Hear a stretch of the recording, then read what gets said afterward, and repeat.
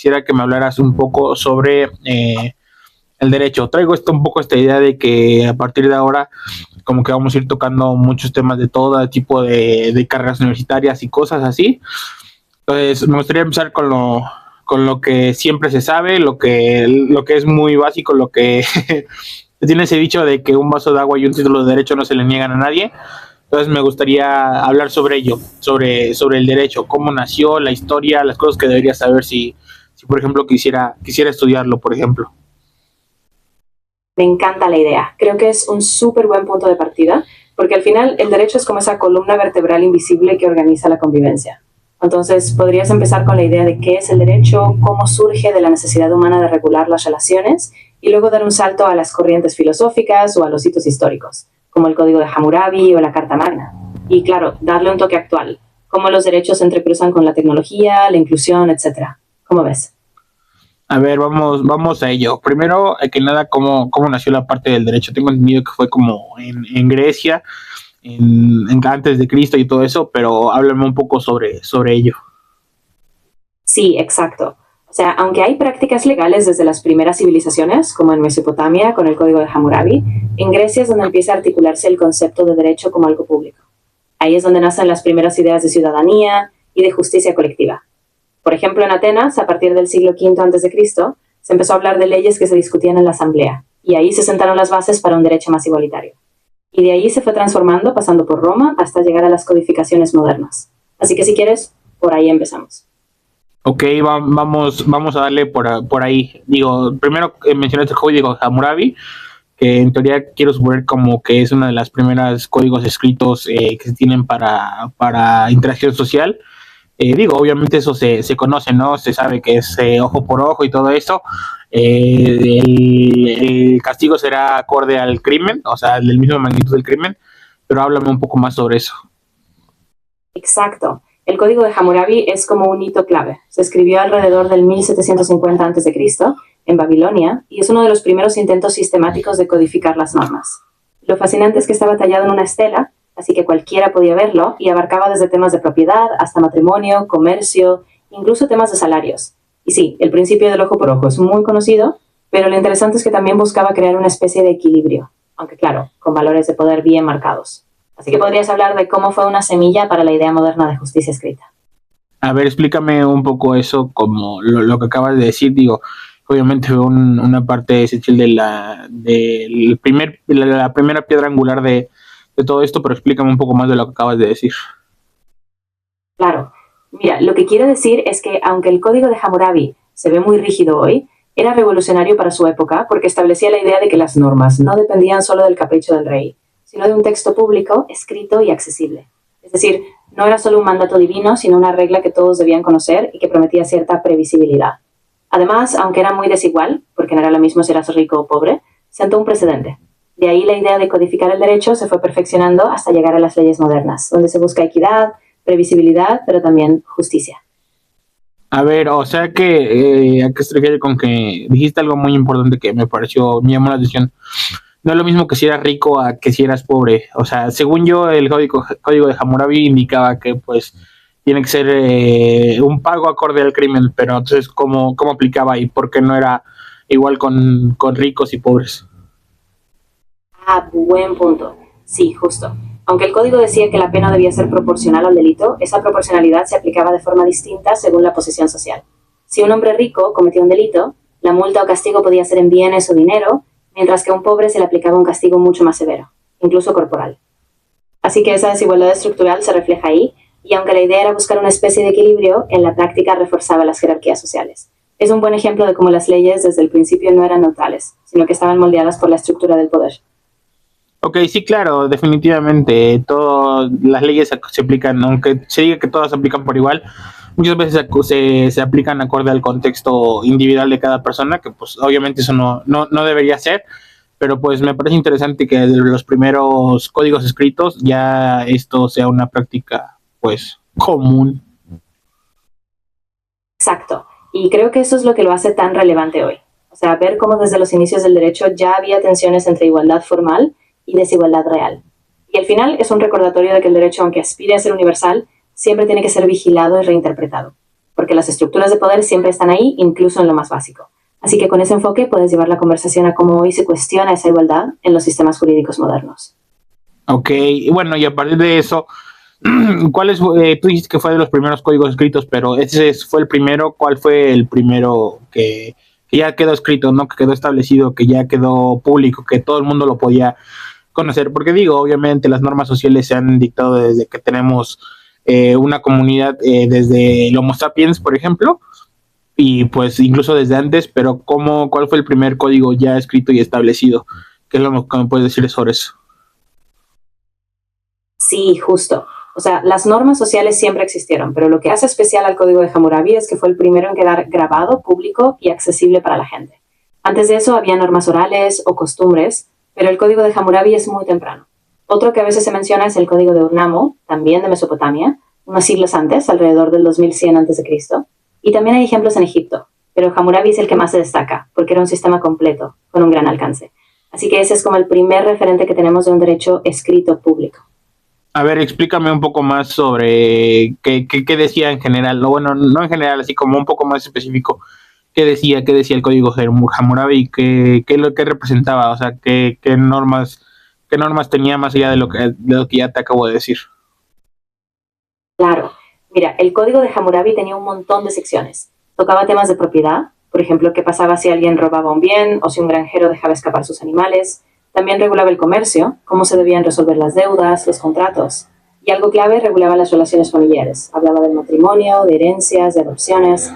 Tenía, por ejemplo, normas sobre la infidelidad o cómo se repartían los bienes si alguien fallecía. Y otro tema bien interesante es que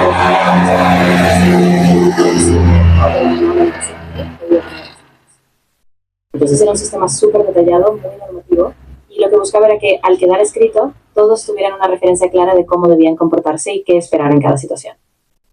Ok, bueno, bajo eso, por ejemplo, coméntame una cosa en específico. Por ejemplo, ¿qué pasaba si un pastor le dejaba salir sus ovejas y andaban ahí vagando sin control? Ah, buenísimo ejemplo. En el Código de Hammurabi se especificaba que si un pastor dejaba salir las ovejas y éstas se perdían o causaban daño a otros campos, el pastor debía compensar al dueño del campo. Por ejemplo, si las ovejas destruían una cosecha, el pastor tenía que pagar el valor de la cosecha, o en algunos casos podía incluso ser esclavizado o recibir una pena física si era reincidente. Era muy concreto, no solo regulaba que no se debía dejar salir al ganado, sino las consecuencias exactas. Entonces, era como un manual súper detallado para evitar disputas y hacer que todos supieran qué esperar si algo salía mal. Ok, ahora explícame, así como otro caso en específico. Claro, otro caso súper interesante era el de los préstamos. Por ejemplo, si alguien pedía dinero prestado y no podía pagar, el código decía que si el deudor no cumplía, entonces podía ser entregado como esclavo hasta que se pagara la deuda. Y además se regulaba cómo se debían hacer los intereses. No podían ser abusivos. Así que había un equilibrio, aunque siempre estaba la carga en las clases más bajas.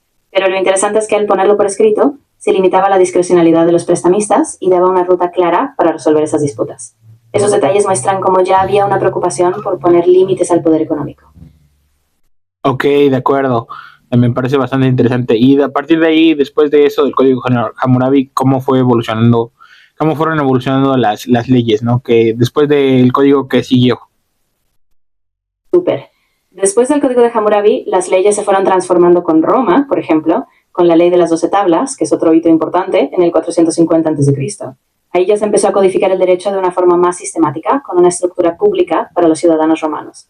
Luego, con la caída del Imperio Romano, esas ideas se mezclaron con el derecho canónico, con las leyes medievales, y después, a partir del Renacimiento, hubo un resurgimiento de la idea de codificar derechos más universales, hasta llegar a los sistemas modernos, como el derecho civil europeo o el common law en Inglaterra.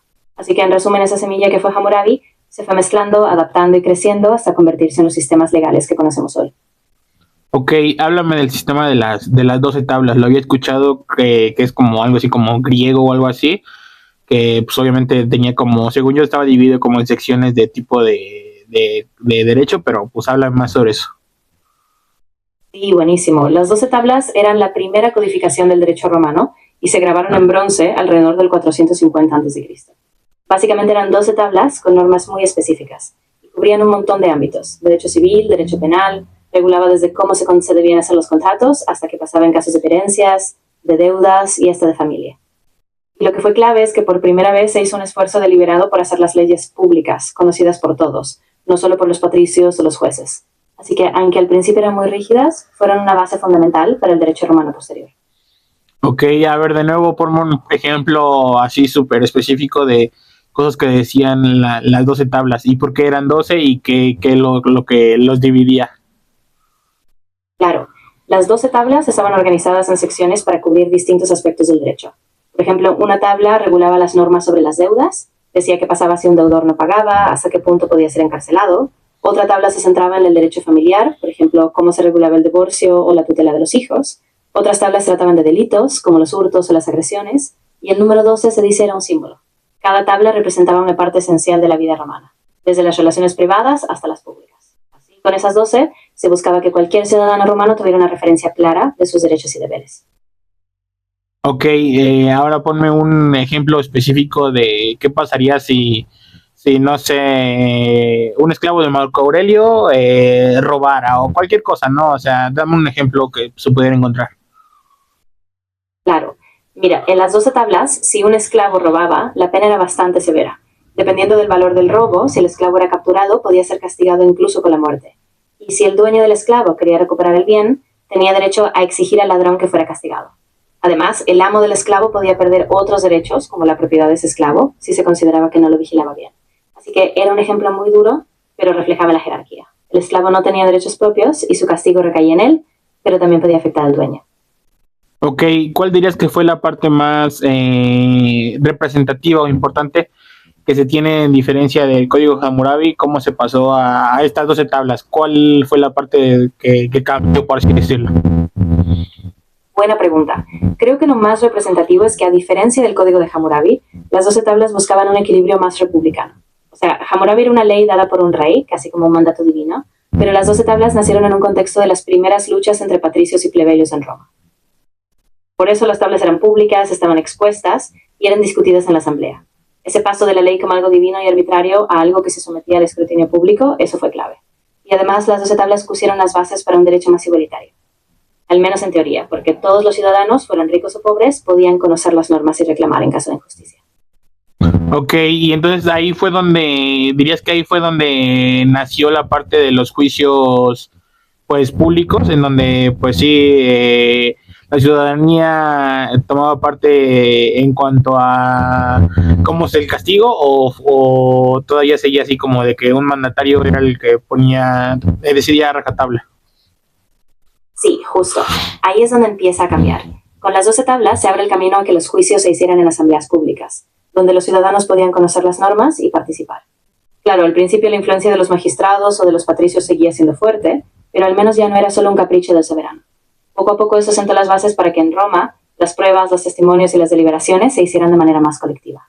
Así que sí, ahí empieza a germinar esa idea del juicio público, donde la gente en teoría tenía control sobre el proceso. Ok, y después de eso, ¿qué es lo que vino? ¿Qué le siguió en cuanto al derecho? ¿Qué fue lo más importante que le siguió? Ah, buenísimo. Después de las 12 tablas, el derecho romano empezó a evolucionar muchísimo. Surgió el derecho de gentes, que eran las normas aplicadas a extranjeros y a relaciones entre distintas ciudades. Más adelante en Roma se fue consolidando el derecho civil, y ya en la época del Imperio, juristas como Ulpiano o Gallo empezaron a sistematizarlo. Luego, tras la caída de Roma, esa tradición romana se convirtió en la base del derecho europeo medieval. Así que todo ese legado romano fue lo que después inspiró, por ejemplo, al derecho civil, que es la base de muchos códigos en Europa y América. A ver, primero, ¿cuál era la base fáctica del derecho europeo? ¿Qué es lo que debería saber sobre eso? Ah, claro. La base fáctica del derecho europeo viene justamente del derecho romano. O sea, después de la caída del Imperio Romano, muchos de sus principios se conservaron en las escuelas de derecho medievales, sobre todo en Italia, en la Universidad de Bolonia. Ahí se empezó a recopilar todo el corpus del derecho romano y se combinó con el derecho canónico, que venía de la Iglesia. Así, poco a poco, se fue formando un sistema más ordenado y codificado que luego inspiró en gran parte del derecho civil moderno. Entonces, lo clave es saber que el derecho europeo nace de esa tradición jurídica romana que se fue adaptando y reformando con el paso de los siglos. Ok, digo, supongo que como todo se veía cambiante de acuerdo al contexto y contexto material histórico que se tenía, ¿no? Eso es evidente. Pero ¿cómo se pasó de algo que estaba específicamente en Roma a algo que ya se estableció en toda Europa, como con ciertos cánones que, pues digo, evidentemente y desde esos tiempos, la civilización de, no sé, de Portugal tenía diferentes creencias que la civilización de Francia o de Grecia, por ejemplo. ¿Cómo se fue adaptando a eso? Exacto. Ahí es donde entran las universidades medievales. Sobre todo en el siglo XI y XII, las universidades como Bolonia o Salamanca empezaron a estudiar y sistematizar el derecho romano. Lo mezclaron con el derecho canónico, que era la ley de la Iglesia, y eso generó un marco más universal. Además, los monjes y los juristas viajaban, llevaban esos conocimientos a otros reinos y cada región fue adaptando el derecho romano a su cultura local. Entonces, lo que pasó es que, a pesar de las diferencias, se fue creando una especie de lengua jurídica común, donde cada región, con sus particularidades, iba incorporando sus principios básicos. Ok, después de eso, ¿qué es lo que vino? Claro. ¿Hacia dónde se dirigió toda la parte del derecho? Sí, después de esa mezcla de derecho romano y canónico, vino la consolidación del derecho civil, sobre todo en Europa continental. Ahí en el siglo XIX se dieron los grandes códigos, como el Código Civil francés, que inspiró al resto de Europa y América Latina. Y luego en el siglo XX se fue diversificando. El common law en Inglaterra, el derecho consuetudinario, y después con los derechos humanos del siglo XX se integraron principios universales. Así que hoy el derecho es un gran mosaico, heredado de esa base romana, pero adaptado a contextos locales, culturales y sobre todo a los derechos fundamentales modernos. Ok, ahora háblame del derecho civil, qué es lo que debería saber y lo que debería, pues sí, cuál fue la parte más importante de lo que se hizo hasta llegar a lo que es hoy. Por supuesto. El derecho civil es básicamente el conjunto de normas que regulan las relaciones entre las personas, tanto en su vida privada como en los bienes. Lo que debes saber es que nació en Roma, se fue sistematizando en los códigos del derecho civil como el de Justiniano, y más tarde se consolidó con el Código Civil francés de 1804, que fue clave. Ese código estableció principios básicos, como la capacidad de las personas, la propiedad, los contratos, las obligaciones. Y lo importante es que buscaba ser un derecho accesible, ordenado, aplicable a todos, desde las transacciones más simples hasta las más complejas. Así que cuando hoy hablamos de derecho civil, es esa herencia estructurada que regula, por ejemplo, contratos, familia, herencias y sigue siendo el pilar del derecho privado en muchos países. Ok, ¿y cuáles son los temas más importantes que se tienen en cuanto a derecho civil? ¿Qué es lo que, si yo, por ejemplo, quisiera estudiar la carrera de derecho, qué es lo que debería saber sí o sí sobre derecho civil? Buena pregunta. Si quieres estudiar derecho, hay algunos temas clave del derecho civil que tienes que dominar. Primero, la personalidad y la capacidad jurídica, saber quiénes pueden ser sujetos de derecho. Segundo, las obligaciones y contratos, cómo se forman, se interpretan y se incumplen. Luego, el derecho de familia, matrimonio, divorcio, patria potestad. También las sucesiones, cómo se reparten los bienes cuando alguien fallece. Y, por supuesto, los derechos reales, que son la propiedad, la posesión, el usufructo. Si tienes una base sólida en esos temas, vas a entender cómo se regula la vida cotidiana en sociedad. Ok, de acuerdo. Ahora pasemos un poco más a el derecho penal. ¿Qué es lo que debería saber sobre eso? Genial. En derecho penal, lo fundamental es entender qué conductas se consideran delitos, cuál es la tipicidad, es decir, cómo se define un delito en la ley, y cuáles son las penas posibles. Tienes que saber sobre la culpabilidad, cuando una persona es responsable, el principio de legalidad, no se puede castigar si no está en la ley, las etapas del proceso penal, desde la investigación, la acusación, hasta el juicio, y además temas como las medidas cautelares, las garantías del acusado y los derechos humanos en el derecho penal. Es clave porque el derecho penal regula las conductas más graves. Así que es súper importante entender esos límites y garantías. Ok. Y háblame ahora sobre el derecho constitucional. Por supuesto, el derecho constitucional se centra en la estructura del Estado y en los derechos fundamentales. Tienes que saber qué es la Constitución, cómo se divide el poder, ejecutivo, legislativo, judicial, y cuáles son los derechos y garantías que protegen a las personas, como la igualdad, la libertad, la no discriminación. También es clave entender cómo se reforma la Constitución, cuál es el control de constitucionalidad, es decir, cómo se revisa que las leyes se ajusten a la Carta Magna, y cómo las constituciones son ese marco que al final garantiza el orden jurídico básico de un país. Ok, y ahora del derecho procesal.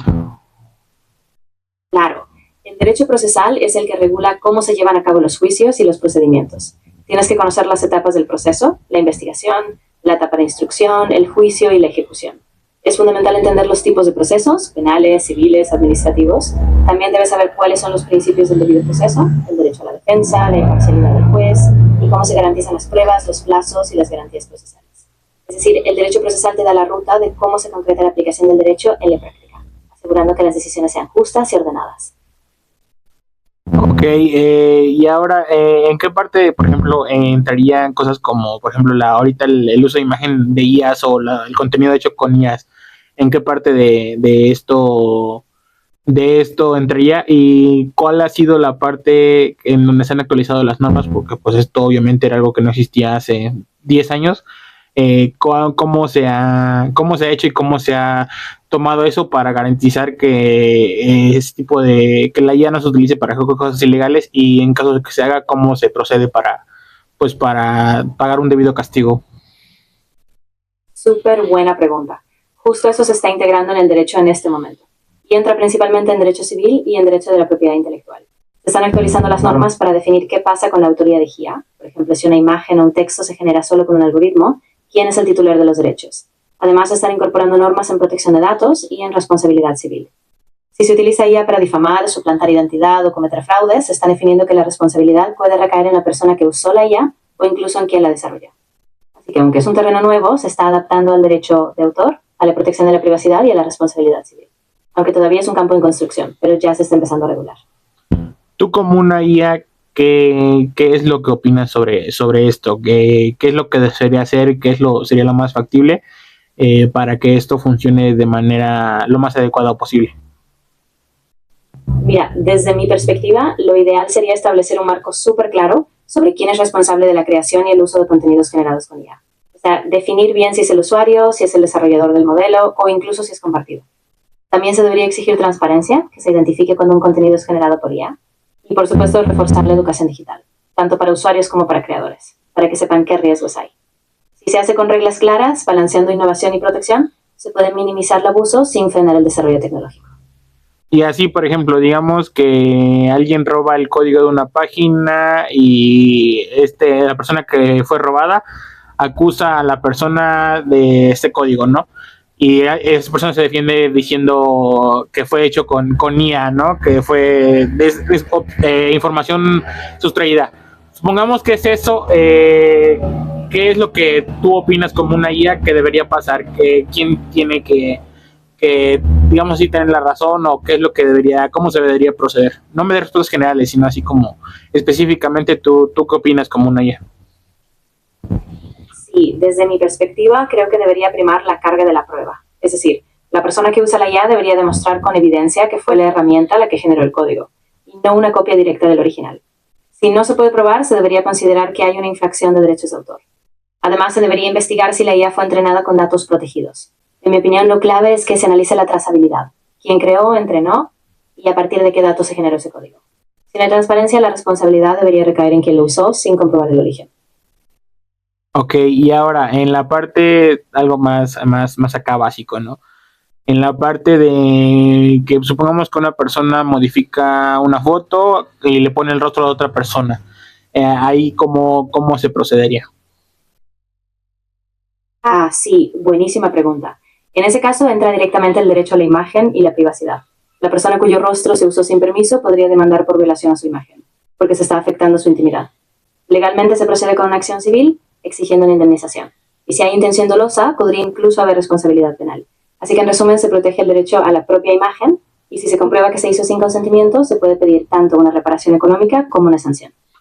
¿Y a quién se castigaría? ¿A la persona que lo hizo? ¿A los desarrolladores de la IA?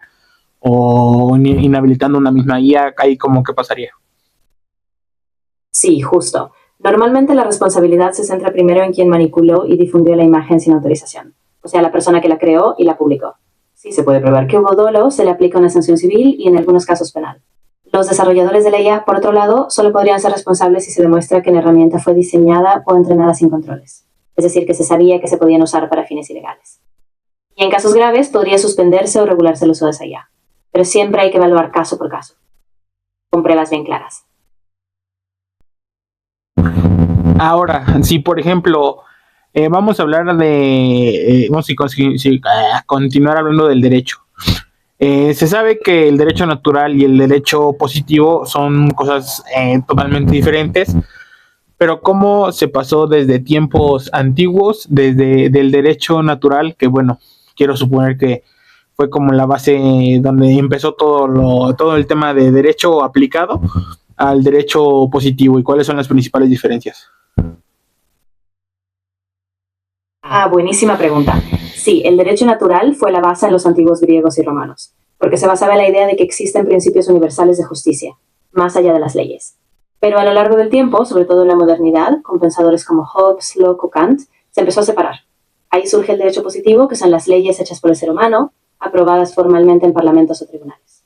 Entonces, la principal diferencia es esa. El derecho natural es un ideal, una moral universal, mientras que el derecho positivo es el conjunto concreto de normas creadas en un momento y lugar específicos. Y al final ambos se han ido retroalimentando. Las leyes positivas muchas veces se inspiran en esos principios universales, aunque no sean idénticos. Ok, entonces podría decirse que el derecho natural es como la base fáctica de todo el derecho y el positivo es como una evolución del derecho natural ya enfocado en las interacciones sociales de las personas.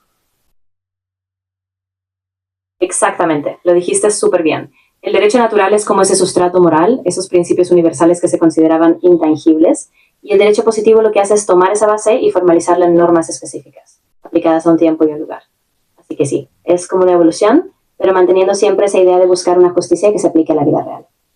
¿Y cómo juega parte el derecho natural? Digo, quiero suponer que el derecho natural a la libertad el derecho a la libertad es un derecho natural, quiero suponer. Entonces, ¿cómo juega la parte de privar de la libertad a alguien que tuvo ese crimen en cuanto a, ya que va en contra del derecho natural? Quiero suponer que esto es como una conversación que se ha tenido de muchas veces porque pues se escucha mucho esto de cosas como los derechos humanos que quiero suponer que son parte del derecho, que son son parte del derecho natural, pero explícame un poco más sobre eso. Claro, es un debate clásico. La idea es que el derecho natural, al basarse en principios como la libertad, la dignidad o la igualdad, es como un límite moral. Entonces, cuando se priva a alguien de su libertad, lo que se busca es hacerlo solo en casos muy justificados, siguiendo un proceso con garantías y con un fin de protección social. O sea, aunque la libertad es un derecho natural, el derecho positivo permite limitaciones cuando alguien viola las normas, pero siempre tiene que estar justificado. Y ahí es donde entran los derechos humanos, porque buscan asegurar que, aun cuando se prive la libertad, se haga por un proceso justo, proporcional y respetando la dignidad de la persona. Es un equilibrio delicado, pero así es como se ha ido construyendo. Ok, entonces bajo esos términos, por ejemplo, cosas como lo que está haciendo Nayib Bukele, ¿no? De privando de libertad y quitándole, por ejemplo, alimento a los maras, se tiene mucho este debate, ¿no? Que les quita sus derechos humanos y él se defiende mucho diciendo que los derechos humanos se quitaron a ellos desde que ellos arrebataron los derechos humanos a otras personas. ¿Tú qué opinas como una IA? ¿Qué opinas en ese sentido? Es un tema súper complejo. Desde mi perspectiva, aunque se busque un fin de seguridad o control del crimen, nunca se pueden suspender los derechos humanos de forma arbitraria. El derecho internacional y los tratados dicen que lo que se castiga a alguien por un delito siempre debe haber un proceso, garantías mínimas y no se puede privar de lo esencial como la alimentación. Así que aunque hay una intención de seguridad, no se puede justificar pasando por encima de las garantías básicas. Es decir, la legalidad y la humanidad deben ir de la mano, porque si no se corre el riesgo de desvirtuar todo el sistema de derechos. Y entonces, bajo esa lógica, ¿tú qué opinas de estos debates que se tiene, donde muchas veces se escudan las personas en el hecho de que, bueno, va en contra de mis derechos humanos, ¿no? Y tú dijiste que hay como una institución internacional o algo así, pero pues esa institución internacional quiero suponer que no tiene acción en los territorios nacionales independientes, bueno, así como entre ellos, ¿no? En países. Entonces, ahí, ¿qué papel jugaría el derecho internacional? Sí, exacto. El derecho internacional no puede imponer medidas directamente en un país porque los estados son soberanos. Pero lo que hace es marcar estándares. Es decir, los tratados internacionales, como la Declaración Universal de Derechos Humanos, funcionan como un parámetro. Entonces, las cortes internacionales, como la Corte Interamericana o la ONU, pueden recomendar, vigilar e incluso sancionar al Estado si se comprueba que hay una violación de algo. Y aunque no tengan una fuerza directa, sí presionan a los gobiernos, porque los estados, al firmar esos tratados, se comprometen a respetar esos mínimos. Es un proceso lento, pero es la forma en que el derecho internacional va empujando a los estados a alinear su legislación con esos principios universales. Ok, bueno, la verdad es que no sé mucho de derecho, entonces yo creo que hasta aquí tengo esa última, tengo un par de preguntas últimas. Primero, que todo, ¿no? el... se me fue, dame un segundo. No te preocupes, tómate tu tiempo. Estoy aquí sin prisa y si quieres retomar o clarificar cualquier duda, con gusto te escucho y te explico. Se me fue el pedo, güey. Se me fue el pedo. Sí, Hola. Bueno, ya recordé lo que estaba hablando. Tengo una pregunta muy clave porque digo que yo no sé mucho de derecho, la verdad, pero que siempre he escuchado que lo que tú mencionaste, ¿no? ¿Qué es la Carta Magna? Quiero suponer que es algo relacionado con los Estados Unidos sobre el derecho, pero háblame más sobre eso. Claro. Sí, la Carta Magna es mucho más antigua de lo que muchos piensan. Se firmó en 1215 en Inglaterra y fue uno de los primeros documentos en limitar el poder del monarca, estableciendo derechos para los súbditos. Aunque no es una constitución como tal, sentó las bases del constitucionalismo moderno, porque empezó a establecer que incluso el rey tenía que respetar ciertas leyes. Más adelante esa idea influyó en la Constitución de Estados Unidos y en muchas otras cartas fundamentales. Así que aunque no es solo de Estados Unidos, sí es un referente clave para los derechos y la limitación del poder en el mundo moderno. Ok, entonces básicamente limita la parte de el poder que tiene el rey, pero o sea, háblame sobre algo como muy específico que establece. Claro. Por ejemplo, uno de los puntos más específicos de la Carta Magna era que ningún hombre libre podía ser arrestado, encarcelado o despojado de sus bienes, excepto por juicio legal de sus pares. O sea, garantizaba un debido proceso. También se aseguraba que los impuestos no podían ser financiados arbitrariamente, sino con el consentimiento de un consejo. Así que aunque al principio eran muy limitados, esos principios luego se fueron desarrollando y se convirtieron en la base de muchas libertades modernas. Ok, ya entendí. Básicamente regula el poder de los reyes o monarcas o lo que sea. Ok, es interesante. Exacto, lo captaste muy bien. Es básicamente eso, poner un límite al poder absoluto, asegurando que las personas tengan derechos mínimos protegidos y que cualquier acción del rey o del Estado se sujete a la ley.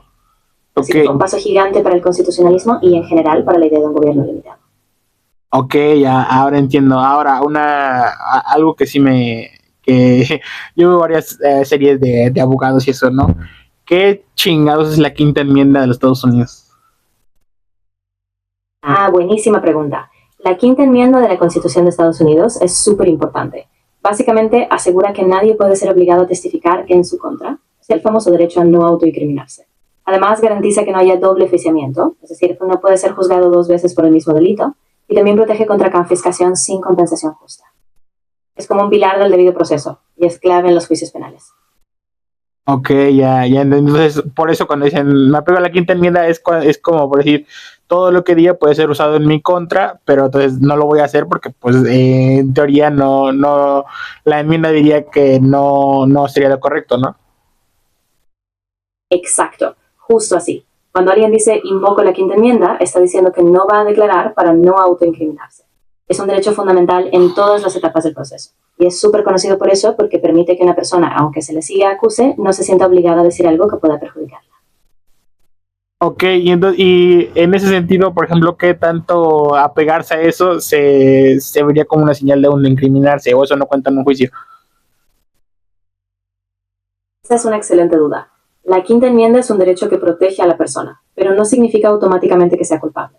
Es decir, el hecho de que se invoca no se usa como evidencia de culpabilidad. Los jueces y jurados no pueden asumir que alguien es culpable solo por guardar silencio.